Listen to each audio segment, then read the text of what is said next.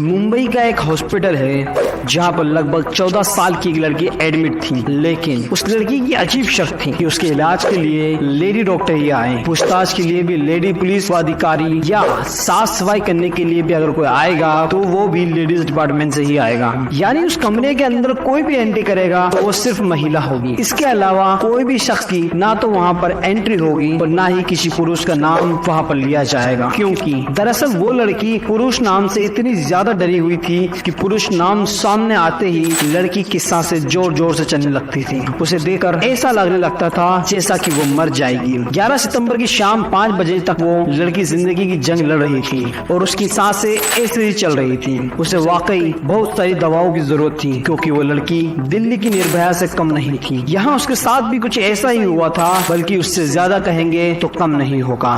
This is a shocking case of rape in Pune.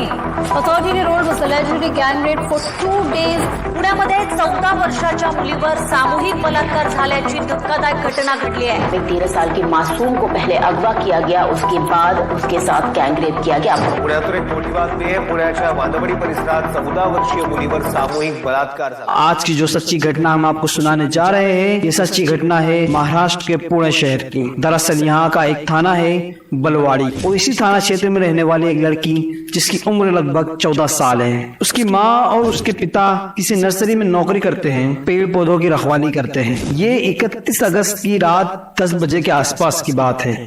ये लड़की अपने एक दोस्त से मिलने के लिए पुणे के रेलवे स्टेशन पर पहुंचती है और वहां जाकर वो अपने दोस्त का इंतजार कर रही थी। रात के 10 बज चुके थे, मगर उसका दोस्त नहीं आया था, जिसको लेकर वो काफी परेशान होने लगती है। लेकिन अचानक उस लड़की पर एक ऑटो वाले की नजर पड़ जाती है, और जैसे ही ऑटो वाले की नजर पड़ती है तो वो ऑटो वाला उससे पूछता है कि आखिर तुम क्यों परेशान हो और तुम्हारी आंखों में आंसू क्यों हैं? तुम्हारी मैं क्या कोई मदद कर सकता हूँ? अब देखिए, लड़की को क्योंकि इस वक्त पर सहारे की जरूरत थी, उसने सोचा शायद ये अच्छा इंसान है, वरना आज के दौर में कौन किसका हाल पूछता है। और यही सोचकर उसने अपनी पूरी दास्तान उस ऑटो वाले को बता दी और कहा कि वो अपने घर वालों की बिना मर्जी के यहाँ रेलवे स्टेशन पर अपने दोस्त से मिलने आई है, मगर दोस्त नहीं आया, इसीलिए मैं परेशान हूँ। इतना सुनने के बाद वो ऑटो वाला वहां से चला जाता है और करीब 10 मिनट के बाद वो फिर से लौट कर आता है और उस लड़की से कहता है कि तुम जिसका इंतजार कर रही हो, दरअसल वो लड़का बाहर खड़ा हुआ है, पर वो यहाँ आना नहीं चाहता है क्योंकि वो शर्मिंदा है अपने किए पर, क्योंकि वो आने में लेट हो गया है। इसलिए तुम मेरे साथ चलो, मैं तुम्हें उस लड़के से बाहर मिलवा दूंगा और उसे समझा भी दूंगा। अब लड़की क्योंकि रो रही थी, परेशान भी थी, काफी देर से वो उसे ढूंढ रही थी। उसके पास न पीने के लिए पानी था और ना ही खाना था, इसीलिए वो लड़की ऑटो ड्राइवर के साथ चलने लगती। वो तभी चलते चलते ऑटो ड्राइवर ने उसको अपने पास से एक पानी की बोतल दी और उससे कहने लगा, तुम्हें प्यास लगी होगी, तुम पानी पी लो। और उस लड़की ने उसकी बोतल लेकर उसका पानी पी लिया। हालांकि दोनों साथ बाहर तक चल रहे थे, लेकिन अचानक से लड़की को चक्कर आने लगते हैं और वो चक्कर खाकर नीचे गिर जाती है। वो ऑटो वाला उसे सहारा देकर ऑटो तक लेकर पहुंच जाता है।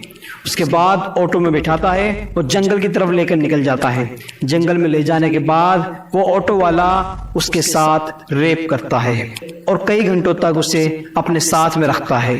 और ये 14 साल की लड़की जिसके साथ ये सब हो रहा था, उसे तो कोई होश ही नहीं था, वो नशे में थी, क्योंकि जो पानी उसे दिया गया था उस पानी के अंदर कुछ नशीला पदार्थ मिलाया गया था। इसके बाद जब 2 या 3 घंटे बीत जाते हैं तो वो ऑटो ड्राइवर उस लड़की को एक लॉज में लेकर जाता है। लॉज मतलब जहाँ एक छोटा सा होटल होता है। उस होटल में जब वो लड़की को लेकर पहुंचता है तो वहां पर पहले से ही कुछ और लड़के भी उसका इंतजार कर रहे थे। आगे बढ़ने से पहले अगर आपने अभी तक हमारा चैनल सब्सक्राइब नहीं किया है तो अभी कर लीजिए। आपको चैनल सब्सक्राइब करने में सिर्फ 2 सेकंड लगेंगे, लेकिन इन 2 सेकंड से हमें बहुत सपोर्ट मिलेगा, हमें मोटिवेशन मिलेगी, ताकि हम आगे आपके लिए और भी इस प्रकार की क्राइम वीडियोस ला सकें। Thank you. 31 अगस्त रात 10 बजे वारदात शुरू होती है और होटल में जाने के बाद उस लड़की को अंदर कमरे में बंद कर दिया जाता है।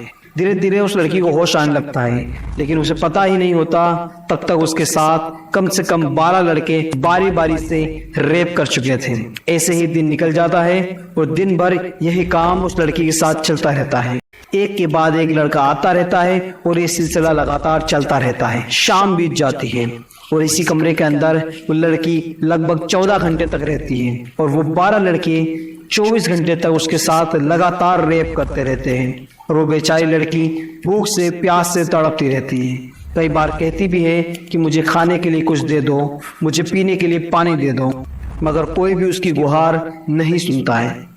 यहाँ तक कि उसकी चीखों की आवाज भी उस कमरे के बाहर तक जा रही थी, पर ना जाने क्यों होटल का मालिक या आसपास के लोग उसकी आवाजों को सुन नहीं पा रहे थे।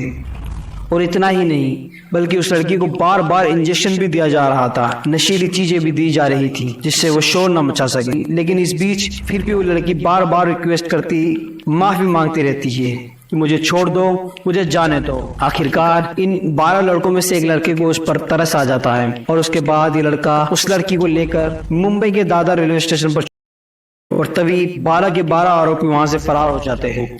उन्होंने सोचा कि शायद अब वो लड़की चली जाएगी और सबको हमारे बारे में जाकर बता देगी, इसलिए वो लोग भाग जाते हैं। मगर जैसे ही वो दादर रेलवे स्टेशन पहुंचती है तब तक बहुत रात हो जाती है और वहां पर उसको 2 सफाई कर्मचारी मिलते हैं।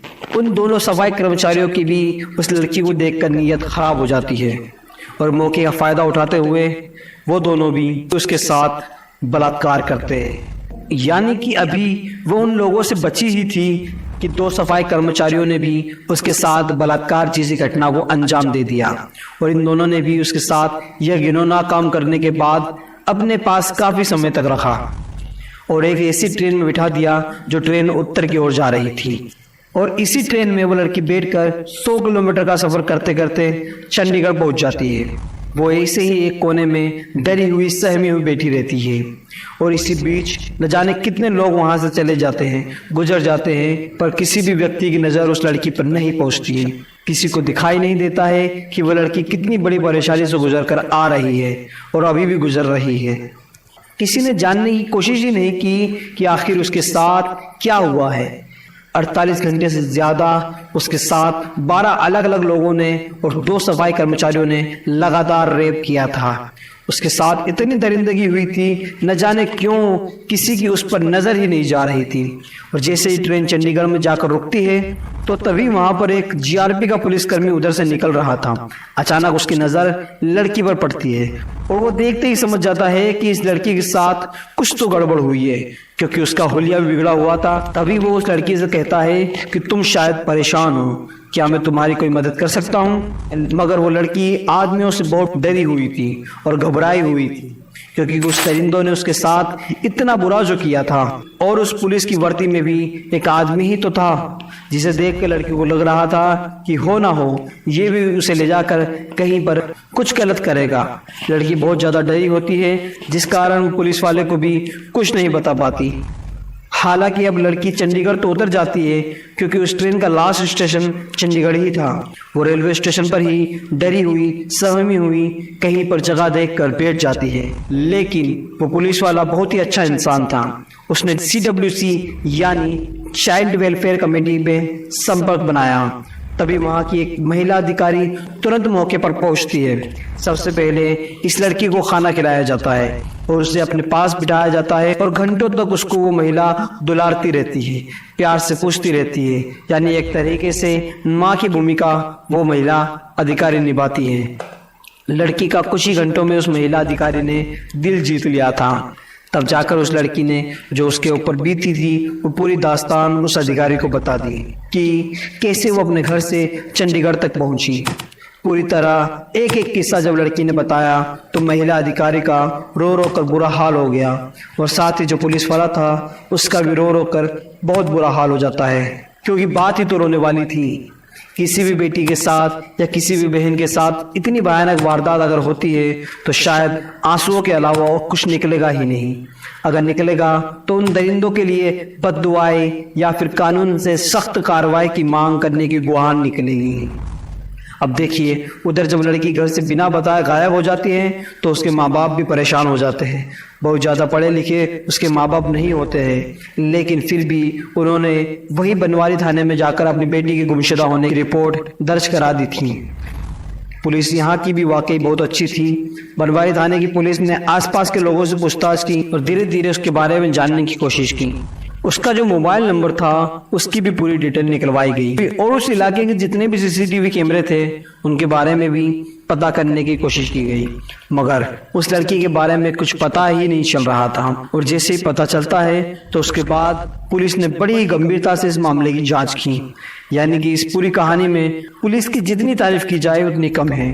और जैसे ही चंडीगढ़ की पुलिस बनवारी पुलिस से कांटेक्ट करती है तो उसके बाद यहाँ से इस लड़की को हवाई जहाज के जरिए मुंबई लाया जाता है और मुंबई लाने के बाद उसको एक हॉस्पिटल में एडमिट कराया जाता है। वहाँ पर जितना भी स्टाफ होता है वो टोटल महिला स्टाफ होता है जो उस लड़की की खिदमत में लग जाता है। पूरा हॉस्पिटल उस लड़की की हर जरूरतों को पूरा करने में लगा हुआ था, क्योंकि वो लड़की पुरुष जाति के नाम से इतना डरी हुई थी, घबराई हुई थी। इसके बाद पुलिस ने जब मामले की पूरी तरह जांच पड़ताल शुरू की तो 100 से ज्यादा सीसीटीवी कैमरे को खंगाले गए और इसी दौरान आखिरकार पुणे के रेलवे स्टेशन पर एक ऑटो वाला जाता हुआ दिखाई देता है जिसमें वो लड़की बैठी हुई होती है और उसी वक्त ऑटो का नंबर सीसीटीवी कैमरे में कैद हो जाता है। तभी पुलिस ने उस आरोपी को, जिसकी उम्र लगभग 30 साल थी, उसको गिरफ्तार किया और इसी तरह एक एक करके जितने भी वो 12 दरिंदे थे उन सबको पकड़ लिया। और इस लड़की ने जो बयान दिया था दादर रेलवे स्टेशन के, उन दोनों सफाई कर्मचारी को भी गिरफ्तार किया जाता है। कुल मिलाकर फिलहाल पुलिस ने इस मामले में 14 लोगों को गिरफ्तार किया है जो इस केस में सीधे सीधे तौर पर जुड़े हुए थे। और इन सभी कामों को अंजाम देने में मुंबई पुलिस की मांग है कि इस केस को फास्ट ट्रैक कोर्ट में चलाया जाए ताकि 10 से 15 दिन में या लगभग 1 महीने में इस केस का फैसला हो जाए और जितने भी दरिंदे हैं, जितने भी आरोपी हैं, और सबको कम से कम फांसी की सजा होनी चाहिए।